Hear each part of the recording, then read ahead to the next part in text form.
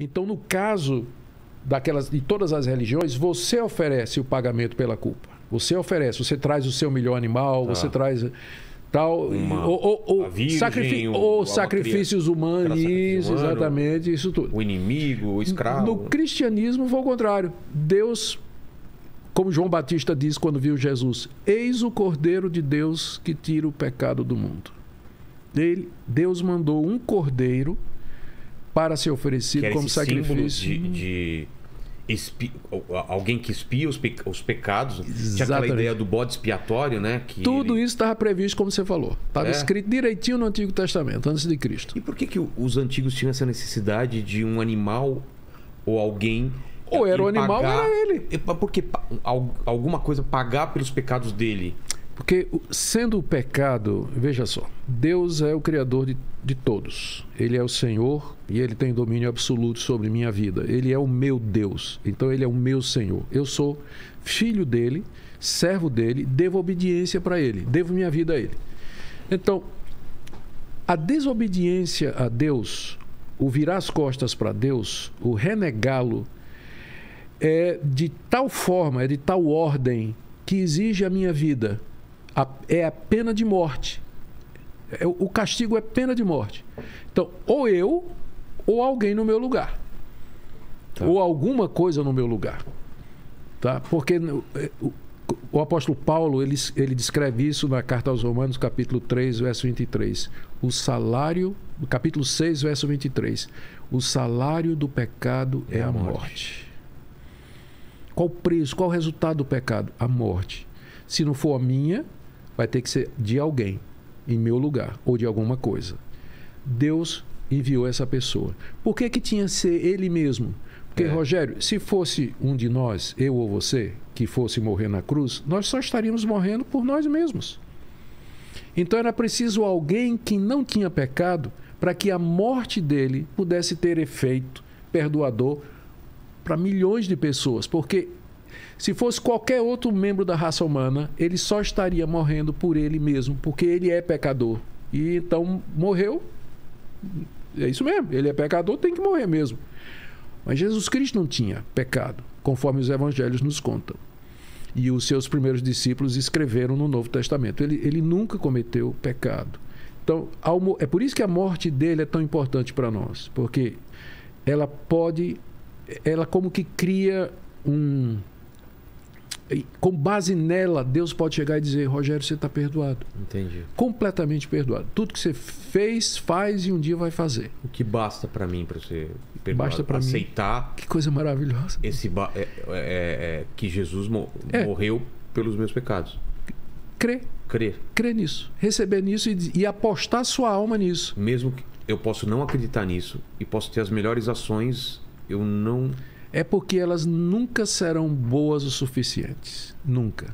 Por mais reto, honesto, sincero, verdadeiro que você seja, e eu creio que você é, mas você e eu, nós nunca conseguiremos fazer coisas boas em número suficiente e em qualidade suficiente que possa, em inglês diz, meet the standards, alcançar o padrão que Deus requer de nós. Porque mesmo as nossas melhores obras, elas estão manchadas por motivos egoístas. Você vê, por exemplo, um cara dando aí milhões para a caridade. Por que ele fez aquilo? Uma culpa, né?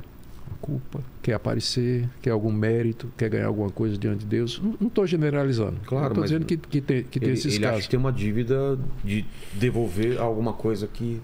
Você ajuda uma pessoa no farol... você às vezes faz isso exatamente por isso. A motivação correta para você fazer as coisas seria para a glória de Deus. Já que você é filho de Deus, ego. Já que você é filho de Deus, foi criado por Deus, você é filho dele, amigo dele, servo dele. Tudo que você faz deveria ser pensando em Deus, para ele. Como está escrito lá no final da carta, está escrito na primeira carta aos Romanos. Quer vocês comam, quer vocês bebam, façam tudo para a glória de Deus. Quer dizer, é bem detalhado isso aí, né? Se eu comer essa jujuba, com licença, tem que estar comendo. Senhor, muito obrigado, está uma delícia. Pensar em Deus, viver para Deus. Isso não quer dizer que a gente vai ser um fantasma, né? Ou um anjo aqui nesse mundo. Pela vida não. Como... Nós vamos trabalhar, comer, ter família, divertir, viajar e tudo. Mas sempre dizendo a Deus, obrigado por isso, eu te louvo por isso, espero estar fazendo as coisas para agradar o Senhor. A gente não faz isso, por melhor que a gente queira, por melhor que seja a nossa intenção, Rogério. E o resultado é que nunca a gente vai fazer obras com qualidade e número suficiente para merecer o perdão de pecados. Daí eu preciso de Jesus.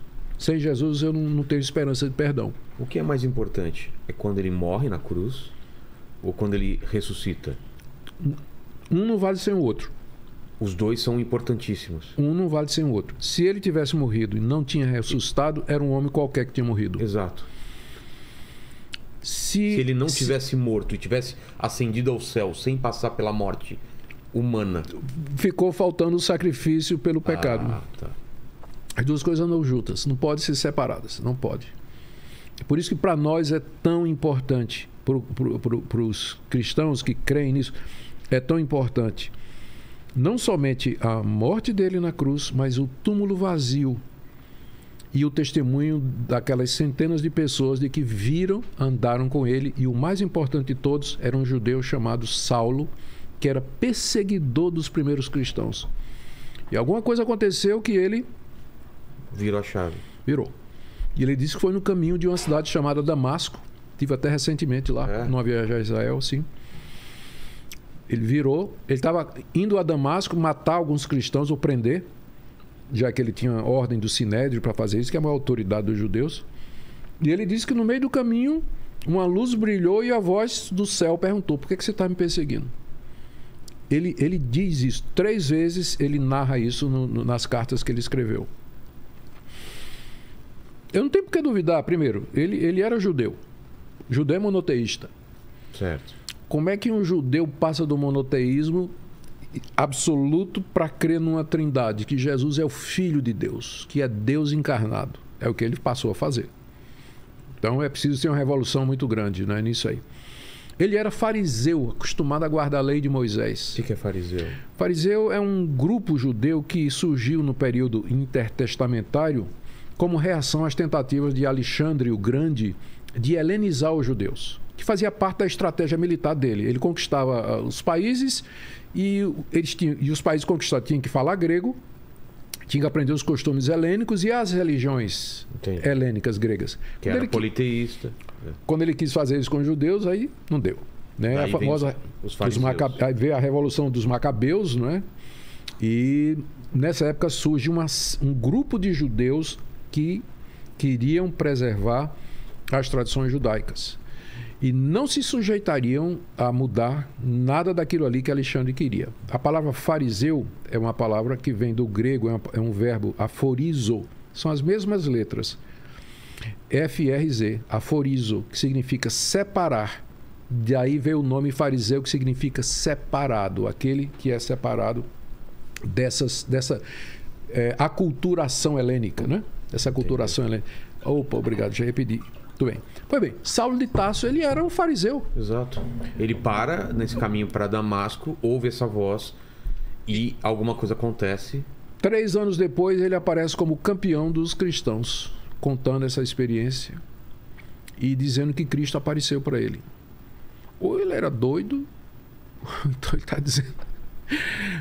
Morreu por isso. Ele foi acusado pelos seus patrícios nessa base e foi decapitado por Nero no ano 60... E agora, deixa eu ver, 64, 65, na Via Ápia, em Roma. Sim. Exatamente porque ele cria nisso aí. É quem escreveu a maior parte dos livros do Novo Testamento. Então, a importância para nós de que Cristo, de fato, esteja vivo aqui e agora para nós. Sem isso, uma pessoa, biblicamente falando, se você não crer nisso, você não pode ser considerado como cristão. É interessante isso aí. O próprio Paulo diz isso: se com o coração você crê que Deus o ressuscitou dos mortos e com a boca confessar, você será salvo. E isso aí é a declaração mais fundamental do cristianismo histórico.